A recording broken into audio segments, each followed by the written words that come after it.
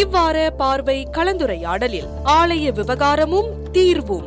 கோவில் நில உரிமை பதிவு தொடர்பான இப்போள்ள சட்டங்கள் போதுமானதாக இருக்கின்றன.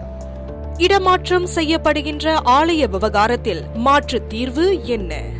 அரசாங்கம் எப்பொழுதுமே நமக்கு உரிய தோதுவான இடங்களை பார்த்து தான் அவங்க கொடுக்கறதுக்கு தயாராக இருக்காங்க. அதே போல் ஆலயங்களும் அதை பயன்படுத்தி கொள்ள வேண்டும். அந்த மாதிரியான ஒரு மாற்று இடம் வருகின்றது என்றால் அதை எடுத்துக்கொண்டு நாம் நிரந்தர இடம், அது நிரந்தர இடம், இப்போ இருக்கிறது தற்காலிகம் தான்.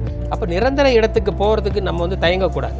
அதிக பிரச்சனைகளை எதிர்நோக்கும் சிறு ஆலயங்கள் ஒருங்கிணைந்த ஒரு ஆலயமாக நாம் அதை ஏற்றுக்கொண்டு கொடுக்கின்ற இடத்துல இந்த ஆலயங்கள் அவங்களுடைய சிறு தெய்வத்தை அங்கே கொண்டு வைத்து நம்ம வழிபாடு செய்வதற்கு முயற்சி மேற்கொள்ளலாம். அதில் எந்த மாற்று கருத்தும் இல்லை. நாம் அதுக்கு தயாராக இருக்கின்றோம்.